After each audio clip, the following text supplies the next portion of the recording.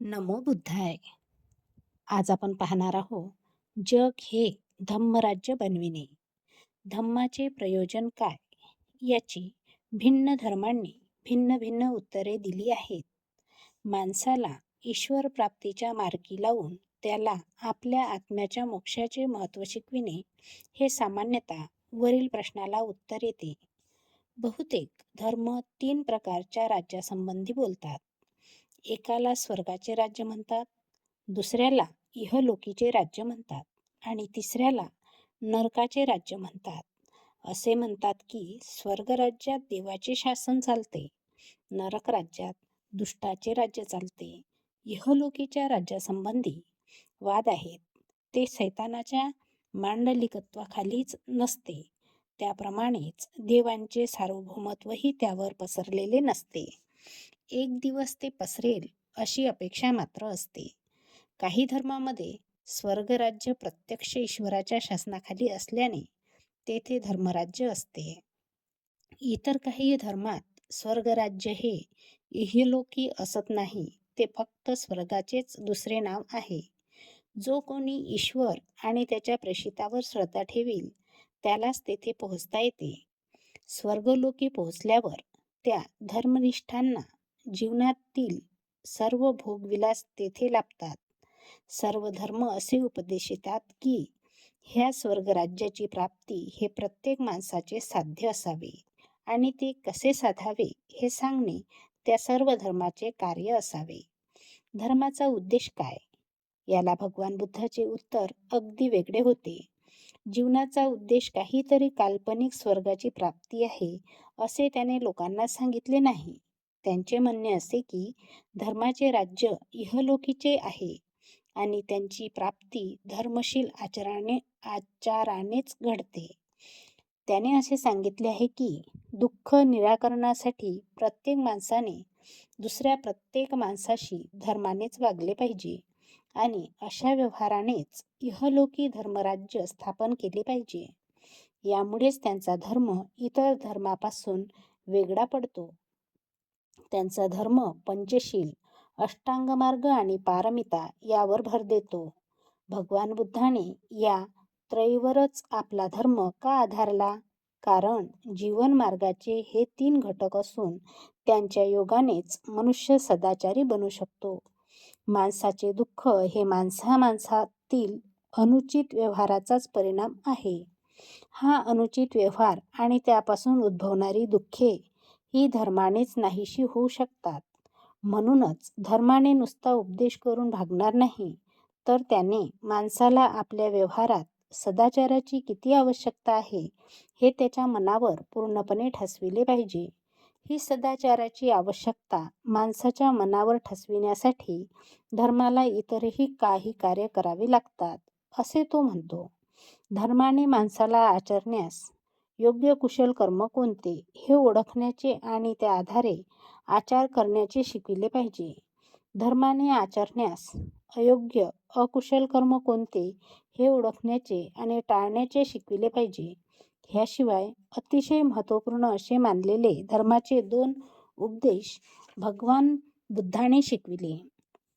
धर्माचा पहिला उद्देश म्हणजे माणसाला प्रार्थना, धार्मिक विधी, यज्ञ याजन शिकविण्याऐवजी त्याच्या नैसर्गिक प्रवृत्तीला वळण लावणे म्हणजे सुसंस्कृत करणे. देवदाह सूत्रात जैन धर्माची चर्चा करताना भगवान बुद्धाने हा उद्देश स्पष्ट केला आहे. जैन धर्माचा संस्थापक असे मानित असे की सर्व वैयक्तिक सुखकर अथवा दुःखकर अनुभव हे गतजन्मी केलेल्या कर्माचे फळ आहे. असे असल्यामुळे गतजन्मीच्या दुष्कर्माचे विवेचन केले असता आणि नवी दुष्कर्मे न केल्यास भविष्यकाळात भोगायचे काहीच राहत नाही. भविष्यकाळात भोगायला लावणारे दुष्कर्माचे परिणाम उरले नाहीत की दुष्कर्म क्षय पावते आणि दुष्कर्म क्षय पावले की दुःखाचा क्षय होतो आणि सर्व दुःखाचेच मुळापासून उच्चाटन होते, असा जैन धर्माचा दृष्टिकोन आहे.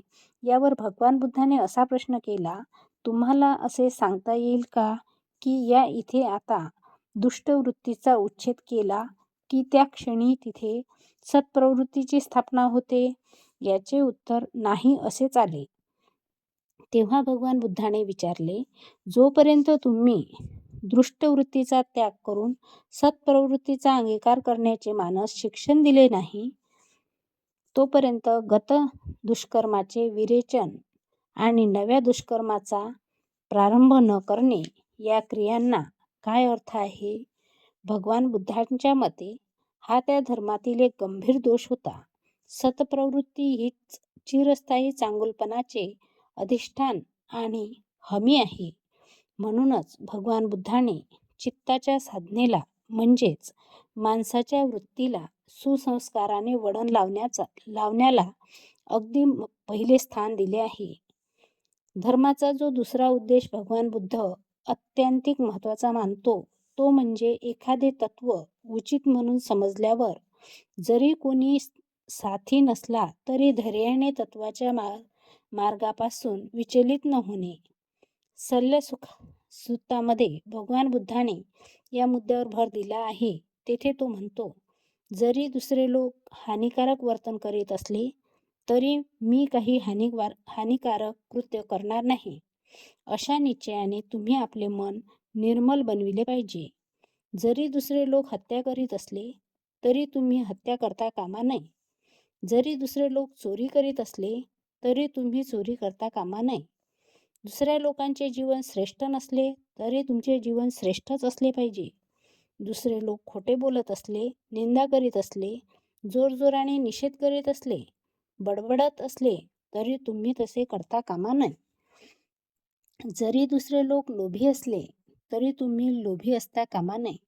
जरी दुसरे लोक द्वेष करीत असले तरी तुम्ही द्वेष करता कामा नये.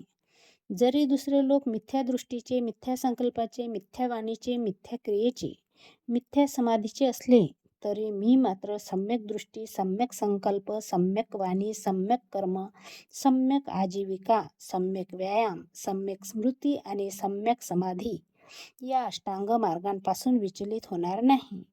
जरी दुसरे सत्य आणि निर्वाण याबाबत चुकत असले तरी तुम्ही सत्य आणि निर्वाण यांच्या मार्गापासून विचलित होता कामा नये. जरी दुसरे लोक आळस आणि तंद्री यांच्या अधीन असले तरी तुम्ही मात्र या दोषांपासून मुक्त असले पाहिजे. जरी दुसरे लोक गर्विष्ठ असले तरी तुम्ही मात्र विनम्र असले पाहिजे. जरी दुसरे लोक शंकाकुल असले तरी तुम्ही मात्र निशंक असले पाहिजे.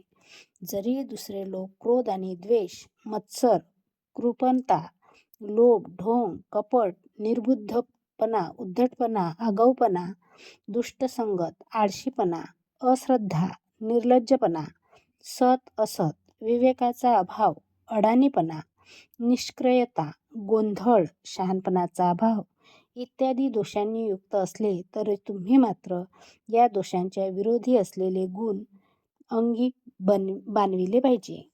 दुसरे लोक जरी लौकिक वस्तूंना चिकटून असले, त्यावरील आपली पकड सैल होऊ देत नसले तरी तुम्ही मात्र अशा वस्तूंना न चिकटता त्यागशील राहिले पाहिजे.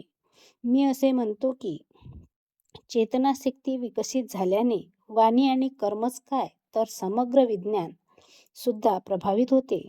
म्हणून हे चुन्न माणसाने करावयाचे संकल्प मी जे वर तपशिलाने सांगितले आहेत ते करावयास लावणाऱ्या चेतनाशक्तीचा विकास केला पाहिजे.